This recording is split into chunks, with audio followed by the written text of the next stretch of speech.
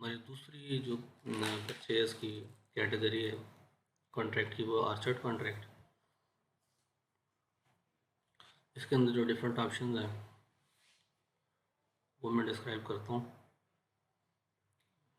तो पहले कॉन्ट्रैक्ट की डेट है, ये आप सेलेक्ट कर लें। जिस तरह मैंने पिछले कॉन्ट्रैक्ट में बताया था कॉन्ट्रैक्ट कैटेगरी में कि डेट जो है ये काफ़ी चीज़ों पे इफेक्ट होती है, पेमेंट के हवाले से, और बाकी जो सेटअप्स बनती हैं चीज़ें, जो नोटिफिकेशन वगैरह जनरेट होंगे वो कॉन्ट्रैक्ट के ऊपर डिपेंड करते हैं।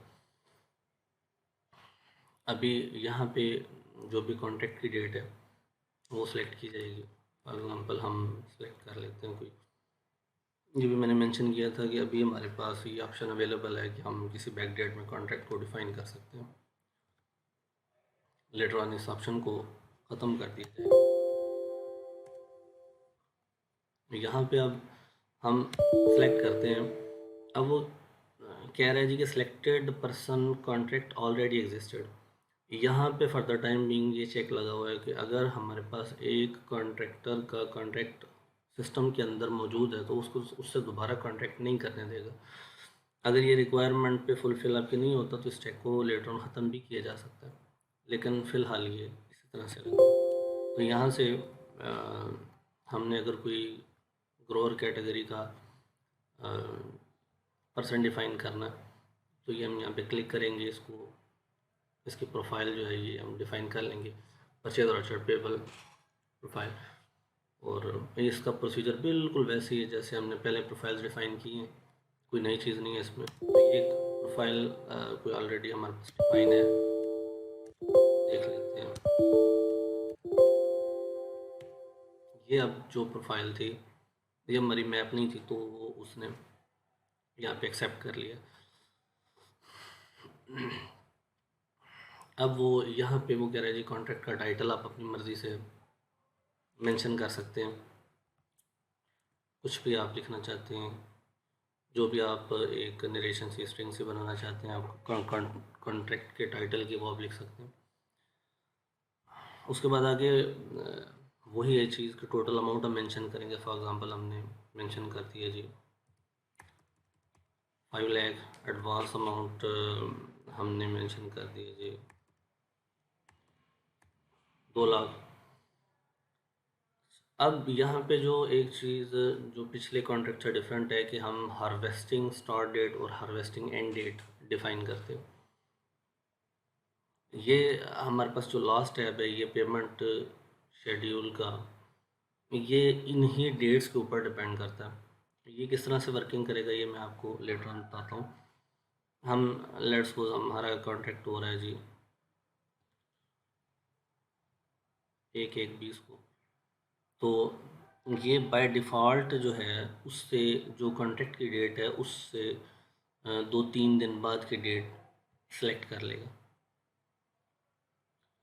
और जो हार्वेस्टिंग एंड डेट है वो आप अपनी मर्ज़ी से डिफ़ाइन कर सकते हैं। अब लेट्स सपोज मैं यहाँ पे कॉन्ट्रैक्ट की डेट चेंज कर देता हूँ, मैं दिसंबर कर देता हूँ। ठीक है, अब यहाँ पे आप देखें कि मैंने अगर 1 दिसंबर सेलेक्ट किया तो उससे 3 दिन बाद की डेट हार्वेस्टिंग स्टार्ट डेट में इसने कर दी। तो मिनिमम 3 दिन का या 4 दिन का डिफरेंस है। लेटर ऑन आप यहाँ से फर्दर कुछ भी सिलेक्ट कर सकते हैं, लेकिन इससे पीछे आप ये चेक है, इससे पीछे नहीं। यानी कॉन्ट्रैक्ट डेट से बैक की हार्वेस्टिंग स्टार्ट जो है ना उसका चेक है, वो लॉजिकल भी नहीं है, हो भी नहीं सकता। एंड डेट जो है ये आप मेंशन कर लें। आप कहते हैं जी कि हमारी ये हार्वेस्टिंग एंड होनी है लेट्स सपोज मार्च के अंदर, 5 मार्च। ये मैंने मेंशन कर दिया। अब इसका जो इफेक्ट आ गया वो मैं आपको लेटर ऑन बताता हूँ। जो रिजर्व क्वांटिटी है, जो जिन्स की एक टर्म है, वो हम रख देते हैं। लेट्स सपोज हमने 10 रख दिया। रिमार्क्स में आप कुछ भी डिटेल लिख सकते हैं।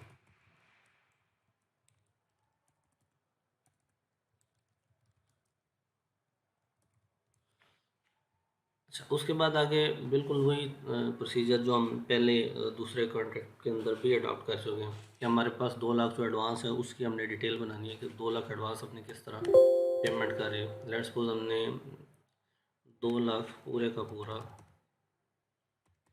कैश की मद में हमने मेंशन कर दिया। अब यहाँ पे जो चीज़ है एक, वो ये मैं ऐड कर दी है, ठीक है। ये हमने डिटेल इसकी। आगे अगर आपने कोई पेमेंट चेक की मद में इस 2 लाख में से कैश के अलावा कोई चेक दिया है तो उसकी डिटेल यहाँ पे आ सकती है, लेकिन ये हमने प्रैक्टिस पिछले कॉन्ट्रैक्ट के अंदर कर ली थी। यहाँ पे इस तरह हो सकती है, लेकिन हमने इसको पूरे का पूरा कैश के फॉर्म में रिसीव कर लिया। आगे बिल्कुल उसी तरह से dealing person for cash and diesel, ये जो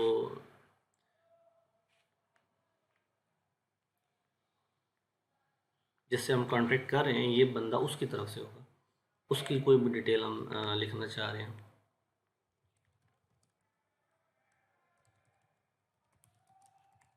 बस कोई भी आप नंबर जो भी उसका है, आगे कोई भी डिटेल एड्रेस कुछ भी आप मेंशन करना चाहते हैं, ठीक है ना, वो आप यहाँ पे मेंशन कर सकते हैं, ठीक है जी।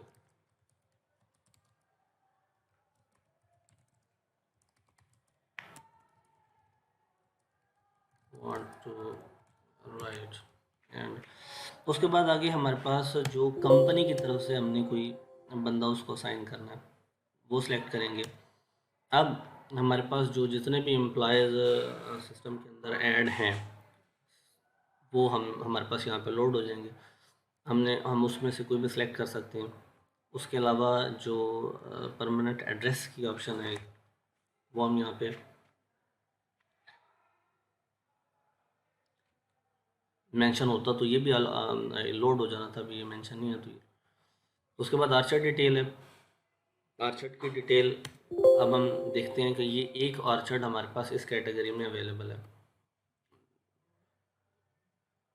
मैं कहता हूँ जी कि मैंने कोई और आर्चर्ड, अब देखिए हमारे पास लिस्ट के अंदर ये जिस तरह पहले बात हुई थी कि काफ़ी सारे आर्चर्ड हैं, तो वो आर्चर्ड जो अवेलेबल हैं यानी कि किसी कॉन्ट्रैक्ट के अंदर मैप नहीं है वो हमारे पास लिस्ट के अंदर सर्चिंग में अवेलेबल होंगे। बाकी के सारे मैप हैं वो नहीं होंगे, जो अवेलेबल है वो हमारे पास शो हो गया। इसको मैंने सेलेक्ट कर लिया, सेलेक्ट करके ऐड कर लिया। इसके अलावा आपके जो डिफरेंट आर्चर्ड्स हैं, एक है, दो है, तीन है, जितने भी आप इस कार्ड के अंदर ऐड कर सकते हैं। फर्दर हमारे पास ग्रेड वाइज जो रेट्स हैं उसको हम मेंशन कर लेते हैं। लेट्स सपोज इसका हमने रेट 800 रख दिया। उसके बाद बी का हमने मेंशन कर दिया जी 500। लेट्स सपोज सी का हमने मेंशन कर दिया 300। इस पर फोकस हो तो ये माउस से भी सॉरी ये की डाउन से भी वर्किंग कर रहा है।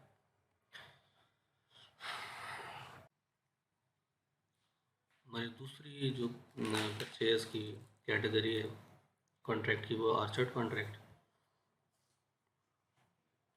इसके अंदर जो डिफरेंट ऑप्शंस हैं वो मैं डिस्क्राइब करता हूँ।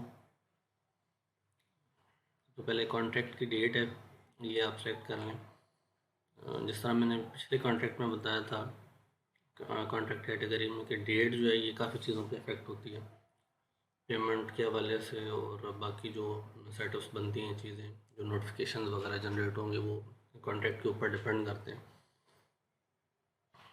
अभी यहाँ पे जो भी कॉन्ट्रैक्ट की डेट है वो सिलेक्ट की जाएगी।